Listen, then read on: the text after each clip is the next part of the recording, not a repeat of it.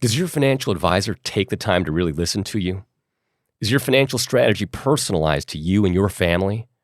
Will your financial advisor be there as your life and financial situation change? Hi, I'm Jerry Mangona, your Edward Jones financial advisor.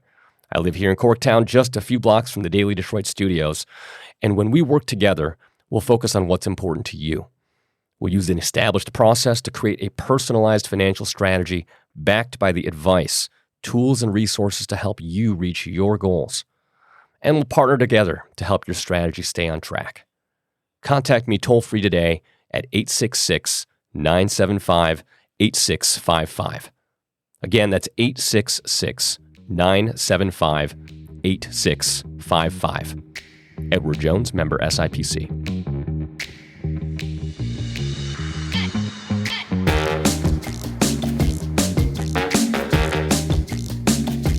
Hello, friends, and welcome to your Daily Detroit for Thursday, June 8th, 2023. I'm Jer Stays, and today we're talking Taylor Swift. Well, a bit of Taylor Swift, right? This is Daily Detroit, so we're going to talk about the economic impact, the ways that this is touching the Metro Detroit economy, as well as updates on some other events around town, the Grand Prix. There's news around the auto show, and I'm going to leave you with some suggestions for where to go if you're not going Taylor Swift, but also want to enjoy Detroit. Now, when it comes to enjoying Detroit, I can't think of anyone better to talk about who both loves the Motor City and also has the data to bring some knowledge to this whole thing, but Chris Moyer from Visit Detroit. Welcome back to the show, sir. Jer, it is great to be back on the show. Great to talk to you about all of the fantastic things happening in Detroit this coming weekend. Okay, let's start this with the obvious question. Do you listen to Taylor Swift? I have listened to Taylor Swift, and this definitely is going to show that I'm a latecomer to this. I've started listening to Taylor Swift more recently, and I've got friends, I am 41 years old.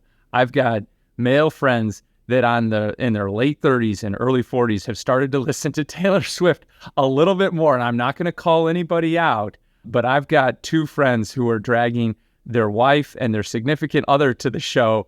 The guys have precipitated this event this weekend as opposed to their significant other. You know what? I love when stereotypes get broken, and I think that's great. If you look in the data, I don't know individually, but on Spotify, they tell me the top 5 artists that our listeners are listening to for Daily Detroit with Spotify. And it never fails. There might be some rotations, but it never fails that Taylor Swift is in the top 5 and usually in the top 2. I'm not surprised by that. One, I think that she is making music that transcends generations, that transcends gender, that transcends many different categories. And her music is really speaking to people right now. And quite frankly, I told myself I wasn't going to do this, but I'm going to. This latest song, I'm the Problem, It's Me, probably is something that all of our country should actually take a listen to what the message of that is and start by saying, hey, how can I be a part of the solution of making good things happen as opposed to pointing fingers at somebody else? Oh, for sure. But also it's excellent to be used as like a TikTok or an Instagram track. For sure. Yeah, right? It's good music. Especially in front of like the dog that has done something wrong. Like, hey, it's the problem. It's me. Right. So on a more serious note, whether or not you're a fan of her music, it is clear that entertainment has a huge impact on Detroit and the Metro Detroit community, downtown Detroit as well, especially with, let's set the table here with the size of the economic impact of this thing. And look, if anybody's looking around for her hotels or Airbnb, they're going to be nigh on impossible to find right now. And if you do, you're going to be paying a pretty penny. That's true. Fortunately, for our out-of-town guests that are trying to come see Taylor Swift, and let's recognize the power of Detroit to pull international artists. There are 20 cities in the world that are hosting this Eras tour. We have Taylor Swift for 2 shows. I think that should tell all of us in Detroit that Detroit produces great music and also is a fantastic consumer of music, and that's why she's here. People are traveling from around the country and around the world to Detroit to see Taylor Swift, and that has gobbled up many of the hotels in downtown Detroit. Now, if you're an out-of-towner coming in, you can still find a hotel in the region. We have 45,000 hotel rooms in Oakland, Macomb, and Wayne County. But if you're looking for one downtown, I would act today because they are in short supply. Well, and I was looking at some stats. Do you happen to have them in front of you with like the average pricing on some of these rooms is pretty high, and the economic impact to this overall is huge. There are very expensive rooms in downtown Detroit, but there are still some affordable opportunities to get a room if you are looking to stay downtown. But again, this is why we need more hotel rooms in Detroit, because there is such a demand for staying overnight. Now, I saw somewhere that the economic impact of this, when you look at not just the tickets, but the hotel rooms, the restaurants, everything else, like it's in the multiple tens of millions of dollars, right? There are different studies out there right now, and I'm going to stay away from a hard number because this is projections. We are very confident that when you look at more than 100,000 people coming down for Friday night and Saturday night show combined, when you look at a Tigers homestand this weekend against the Arizona Diamondbacks, when you look at Motor City Pride being downtown this weekend and what an incredible festival that's going to be, hundreds of thousands of people will be downtown this weekend. That's going to result in a huge injection of direct spend for restaurants, for bars, for retail. This is going to be a great weekend to be in Detroit, be part of the magic of the Motor City at its best. Yeah, and the weather looks to be absolutely excellent.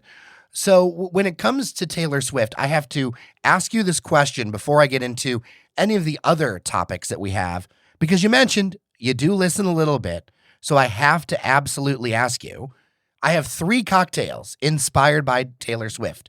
Which one of the 3 would you pick? And this was inspired by a website called, of all things, The Every Girl, and I'm going to link to it in the show notes. I just love this list of all these cocktails. And I cherry-picked a few. So for the Fearless album, the apple cider rum pecan cocktail. Option number 1. For Folklore, you could do the Folklore cocktail, which is 3 ounces of rye, 2 ounces of ginger beer, and a dash of orange bitters and some smoke.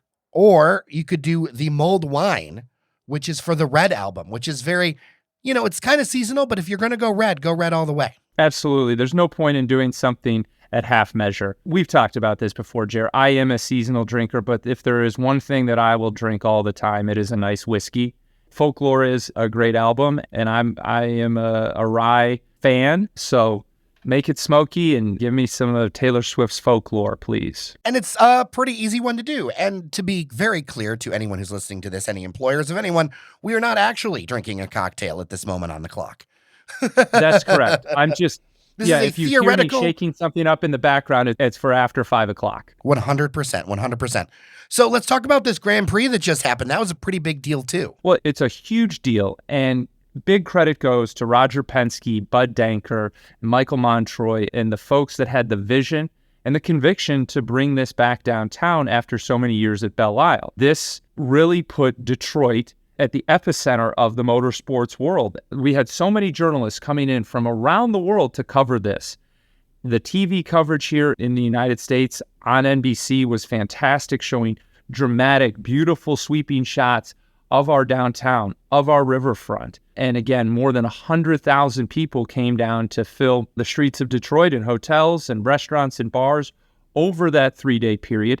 That's after a fantastic movement festival that brought 100,000 people down to Phil Hart Plaza and various different locations around the city to celebrate our indelible mark of techno music. So you've had multiple weekends in a row where the city of Detroit is alive, it is electric, the economy is moving in such a positive way. And it demonstrates the power of the Motor City and the power of our cultural attraction to be able to move from music to sports, back to music, and still draw so many different people downtown.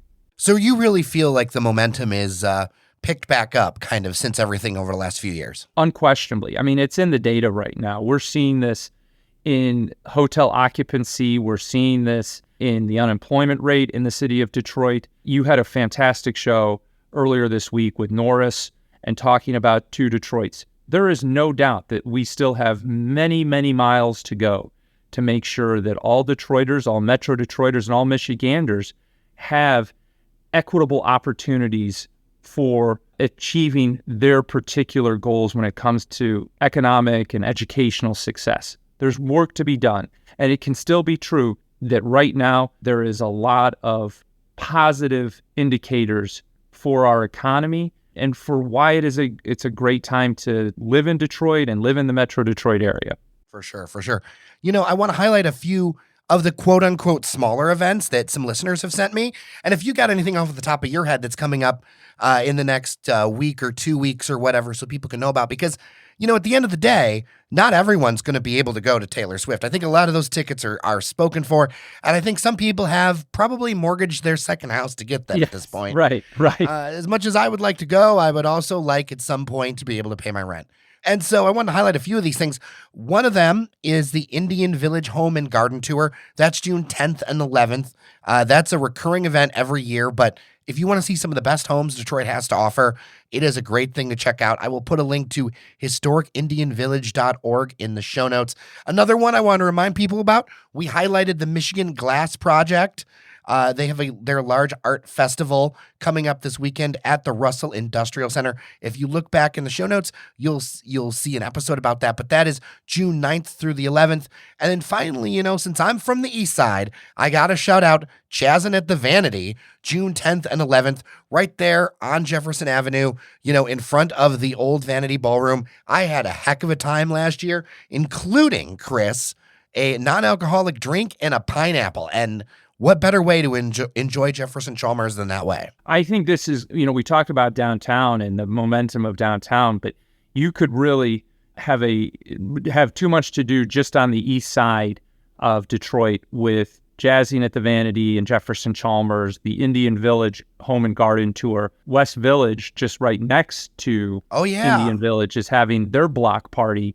And just down the road from those locations, Pewabic Pottery is having an event this weekend as well. So there is the Pewabic House and Garden Show. So you do one house and garden show in Indian Village, and you go right around the corner to the Pewabic House to learn about the 120 years of history there. So the east side is going to be a great place to be if you are on your way to Taylor Swift, not going to Taylor Swift, maybe going to Motor City Pride. There's a lot to do in Detroit besides going to Ford Field this weekend. Well, that's the thing. You could just go ahead and put together yourself a playlist. You could just declare yourself to have a Taylor Swift concert on your way around town. That's a great idea. I think I might do that because I'm not going. Well, Chris Moyer, Visit Detroit, thank you so much for stopping by and talking about this. I will make sure to put a link to all these things in the show notes, as well as the cocktail that Chris picked, because you know what? That sounds like a pretty good one, the folklore, and that's might be what I have to make after I get done editing this show. So I appreciate your time, Chris. Thanks, Jer. Have a great rest of your day and a great weekend in Detroit.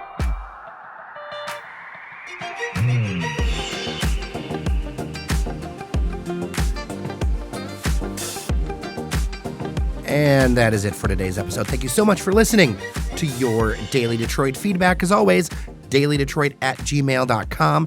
Thanks to Cheyenne Nocerini for editing this one. Much appreciated. Of course, we will be back tomorrow.